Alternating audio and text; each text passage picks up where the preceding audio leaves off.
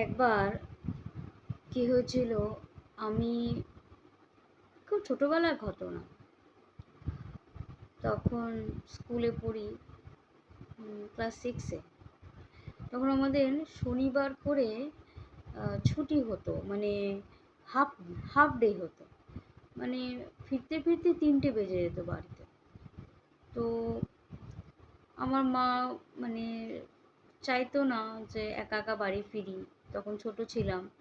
তা বাবাকে বলে একটা রিক্সা ঠিক করে দেয়।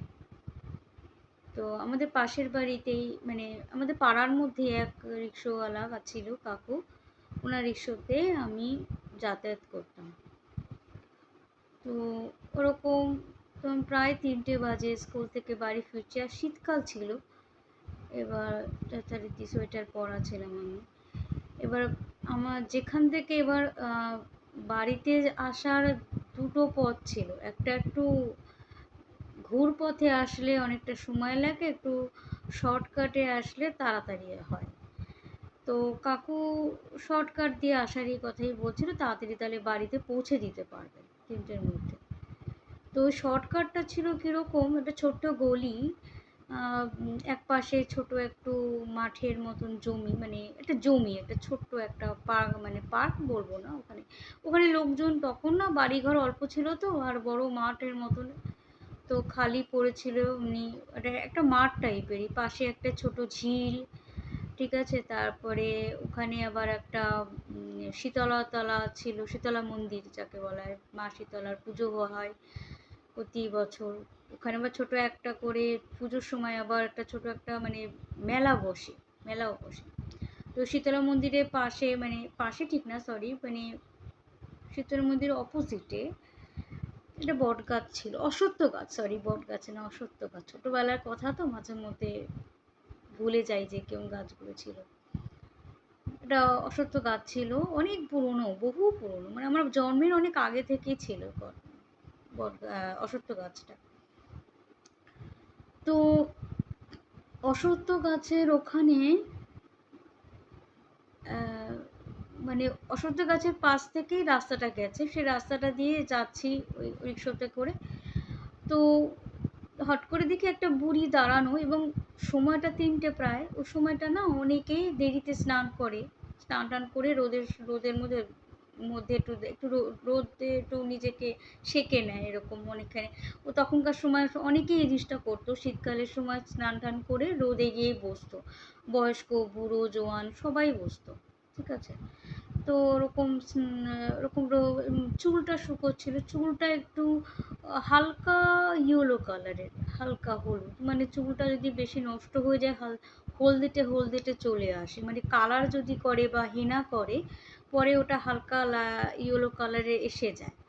এবার একজন বয়স্ক মহিলা, মানে ঠাকুমা বলতে পারো, সাদা থান পরা যেরকম বয়স্করা থাকে অনেক আগেকার দিনে। তো উনি চুল শুকোচ্ছিলেন, তো সেটা, এবং ওনার চোখ দুটো একটু অদ্ভুত লেগেছিল। এবার দেখে আমি একটু অস্বস্তি লাগছিল ওনাকে দেখে একটা। তো এটা আমি এত আস্তে আস্তে বলছি কথাটা, কিন্তু জিনিসটা ঘটেছে স্পিডে, ঠিক আছে। আপনাদের বোঝানোর জন্য আমি আস্তে আস্তে বলছি। এবার অস্বস্তি লাগছিল আমার। তো হট করে আমি পায়ের দিকে তাকাই। এবার পায়ের দিকে কি দেখেছি সেটা বলার আগে একটু বলে নিই। ছোটবেলায় আমি না খুব ভূতের গল্প বই পড়তে ভীষণ ভালোবাসতাম, মানে এখনো ভালোবাসি, একটু বয়স হয়ে গেছে তো এখন আর মানে মানে সাহস নেই, বুকে জোর পাই না যাকে বলা হয়। তো আর বই পড়া হয়ও না, এখন তো সব তো অনলাইন হয়ে গেছে। তখন গল্পের বই প্রচুর কিনতাম, এবং ভূতের গল্প বই, শীতকালে ভূতের গল্পের বই পড়াও অসাধারণ। শীতে কাঁপো আর ভূতের গল্পের বই পড়ো। তখন তো আর ফোন টোন ছিল না কিছু, তখন আমাদের এই ছোট্টবেলায় ওখানেই আনন্দ। যারা 19s-এর যারা লোকেরা রয়েছো, মানে লোকজনেরা, তারা তো বুঝতেই পারছো আগেকার কি ছিল। ওই সময়টা আর ফিরে আসে না। যাই হোক, তো আমার ভীষণ আনন্দের। তো সময়টা ভূতের গল্প খুব পড়তাম, তো সেখানে জেনেছিলাম ভূতের পা উল্টো হয়, মানে গোড়ালিটা সামনে, পায়ের পাতাটা পেছনে। তো জাস্ট আমি শুধু ওইটুকুই জানতাম, এছাড়া তো আমি কিন্তু গল্প বই পড়ে ওগুলো মানতাম না। ভূতকে যে খুব একটা মানা তা না, জাস্ট ইন্টারেস্টিং এর জন্য পড়তাম ছোটবেলা থেকে। ভূতের প্রতি অত বিশ্বাস নেই যে ভূত আছে, অতটা নেই। এমনি জাস্ট নিজের এন্টারটেইনের জন্য পড়তাম, যেরকম করে বাচ্চারা সেরকম। আর আমার সবকিছু বিষয়ে না তখন খুব কৌতূহল ছিল, কৌতূহলটা এখনো আছে, অভ্যেসটা যায়নি। প্রচুর কৌতূহল।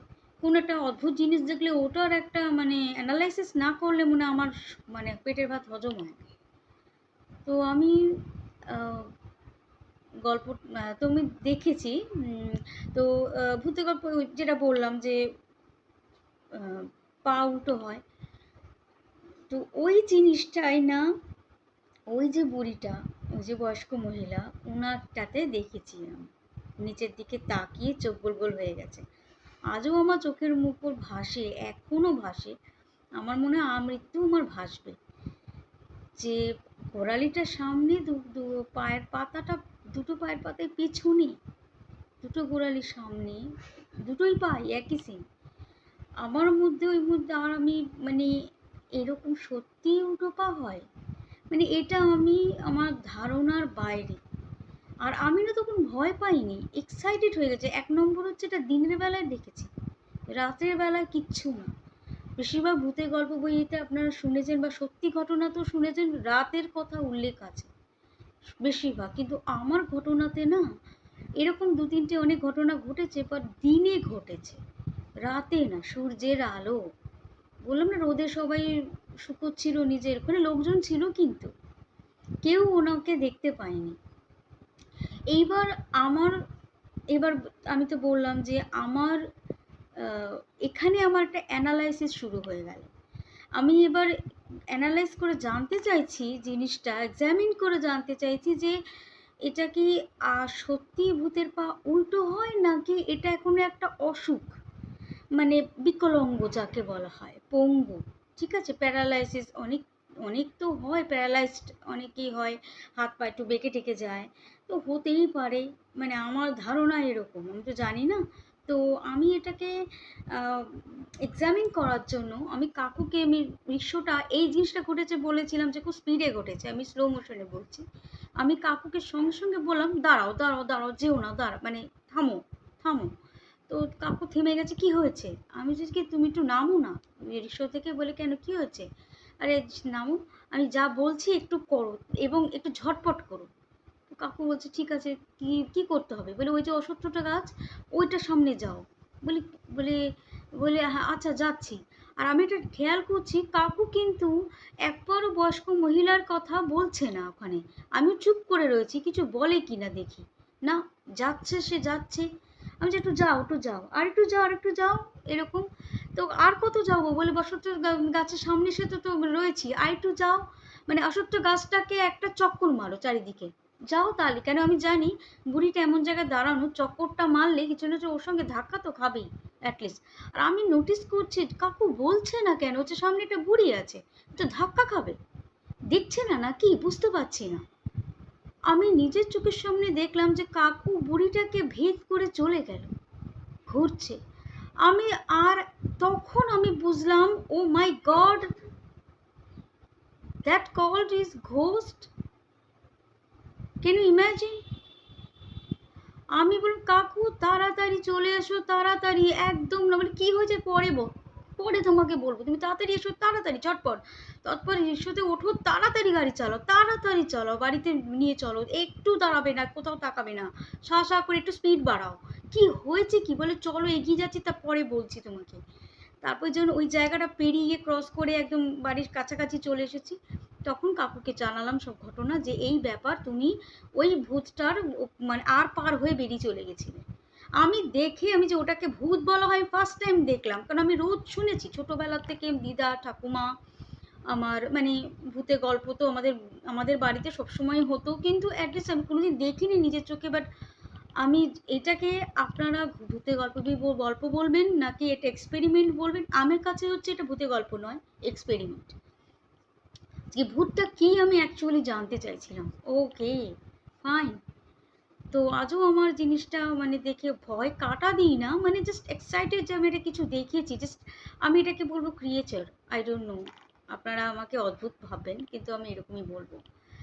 তো বাড়িতে এসেছি, এবার যথারীতি আমার মাকে তো ঘটনাটা বললাম। আমার মা, আমার জেঠি চেঁচামেচি করলো, মানে ওই রিক্সাওয়ালা কাকুকে ডেকে নিয়ে যা তা মানে ঝাড়লো পুরো দমে রেগে ঠেগে। কেন ওখানে দাও, ও যা বলছে তুমি কেন শুনলে, তাড়াতাড়ি নিয়ে আসতে পারতে, এই যা হেনা তেনা। তারপরে মাকে যথারীতি একটা, তখনকার দিনে না আমাদের ছোটবেলায়, আমার ছোটবেলায় একজন আমাদের মানে আমাদের পাড়াতেই একজন বয়স্ক দাদু ছিল, উনি একটু ঝাড়াতে পারতেন। আমাদের তখন না ঝাড়ানো হতো, বাচ্চারা ভয় টয় পেলে। এটা আমি সমানে বলে যাচ্ছি, আমার জ্বর হয়নি, আমি ভয় পাইনি। আর শুনবে না আমার মা, সেই সে দাদুকে ডেকে আনা, দাদু পুরো ঝাড়ালো আমাকে, লোহার কামড় দিল, লোহার জল খেতে হলো। আমি দূর আমার ছাতার মাথা, আমার তো আমার তো জ্বরই হয়নি, কি বলবো, আমি ভয়ই পাইনি। কিন্তু কে কার কথা শুনি, আমাকে জোর করে খাই দাইয়ে তারপরে ঘুম পাড়িয়ে দিল, ঘুমো তাড়াতাড়ি, ঘুম, তোর আজকে কোথাও বেরোতে হবে না। ওরে বাবা, কিসব জিনিস দেখে ফেলেছিস। আমার কিন্তু ওই দিন পর থেকে যে ধরো ওই ভূতটাকে আশেপাশে দেখছি বা কিছু না, কখনো দেখিনি আর, নেভার নেভার দেখিনি, কখনো দেখিনি আর। ওই এটা এইবার আমি ঘটনা বলি, তো ওই জায়গাটা আমি কেন দেখলাম, ওটা কি কোনো অভিশপ্ত জায়গা? ইয়েস, ওটা অভিশপ্ত জায়গা। আমাদের পাড়াতে অনেকেই এই নিয়ে অনেক ঘটনা বলেছে, যে ইভেনলি আমার জেঠিও যখন ওখান থেকে যাতায়াত করতো সন্ধ্যেবেলার দিকে পর, তখন সে বলেছিল যে একবার মানে আমার আম, একবার সে আসছিল, মানে জেঠি কার সঙ্গে যেন এসেছিল মনে নেই আমার। তো মনে হচ্ছিল কি যে পাশে পাশে কেউ হাঁটছে, এবার সেটা সন্ধেবেলার পর, মানে রাত অন্ধকার হয়ে গেছে। এবার সেটা তো এবারে প্রমাণ হয়, মানে সবারই একটা ভয় লাগে। কেন ভয়, ওটা কেন অভিশপ্ত জায়গা? অ্যাকচুয়ালি ওই জায়গাটার মানে একটু এই ওপরের দিকটাতে, মানে একটু একটু মানে ঢিবি আছে, ঢিবিটার ওপরেই রেল লাইন। এবার ওখানে না অনেকে সুইসাইড করে বা রেল লাইনে কাটা পড়ে। কারণ কি, গাড়িটা না একটু ঘুরে আসে, এবার গাড়িটা যে আসছে না লোকে বুঝতে পারে না, এবার গাড়িটা হর্নও দেয় না। ধরো কোনো লোক ওখান থেকে পারাপার হচ্ছে, এবার গাড়িটা আসছে বুঝতে পারছে না, হর্ন দেয়নি, তার ফলে গাড়িটা, এবার যদি কোনো লোক ধর অপচেতন মনে গল্প করতে করতে যায় এবং গাড়িটা পট করে এসে দাঁড়িয়ে সাঁ করে বেরিয়ে, আর ওখানে না গাড়ি দাঁড়ায় না, সাঁ করে বেরিয়ে চলে গেল, পুরো মানে কাটা পড়ে। বিশেষ করে মানে দিনের বেলা না হয় না, বিশেষ করে সন্ধ্যের পর জিনিসটা, মানে অন্ধকার হয়ে গেল, ওই জায়গাটা অন্ধকার, ওই জায়গাটা লাইনে যদি কেউ কেউ পারাপার হতে যায় রিস্ক নিয়ে, তাহলে সে মরবেই। আর অনেকে ওখানে সুইসাইড করতে যায়, তো ওটা সুইসাইড পয়েন্ট হয়ে গেছে। এখন এই জায়গাটা এরকম নেই, এখন ওই জায়গাটাতে হর্নও দেয় গাড়ি, কারণ অনেক অভিযোগ এসছে, অনেক লোক মারা গেছে এই জন্য। তো ওই জায়গাটা অভিশপ্ত। এখন ওই জায়গাটাতে একটা কলেজ হয়েছে, কলেজটার নাম হচ্ছে নিউ ব্যারাকপুর কলেজ, ঠিক আছে। তো ওই জায়গাটাতে এখন এখন ওই শীতলা মন্দিরটা নেই, ওখানে আপনারা অনেকেই জানতে পারবে নিউ ব্যারাকপুর মানে একটা কলেজ হয়েছে বিশ্বরপাড়া কোদালিয়াকায়। তো ওই জায়গাটাতেই ঘটনাটা ঘটেছিল। এখন আর অশ্বত্থ গাছটা নেই, না মন্দিরটা আছে, কারণ ওইখানে এটা অশুভ জায়গা, অথচ লোক তবু ওখানে মন্দিরে পুজো দিত। এখন আর না মন্দির আছে, না কোনো অশ্বত্থ গাছ আছে, না ওইভাবে রাস্তা আছে। ওই জায়গাটাতে এখন কলেজ তৈরি হয়েছে। তা কলেজটা সব ছেলেমেয়েরা পড়াশোনা করে, বুঝতেই পারছেন, এখন আর সেই জায়গার সেই ভূতুরে খবর তো আর পাওয়া যায় না, তার মানে এখন আর নেই ব্যাপারটা। তো এই হচ্ছে আমার ছোটবেলার সত্যিকারের ঘটনা, যা আমি জীবনে ভুলবো না, এটা আমার প্রথম অভিজ্ঞতা জীবনের।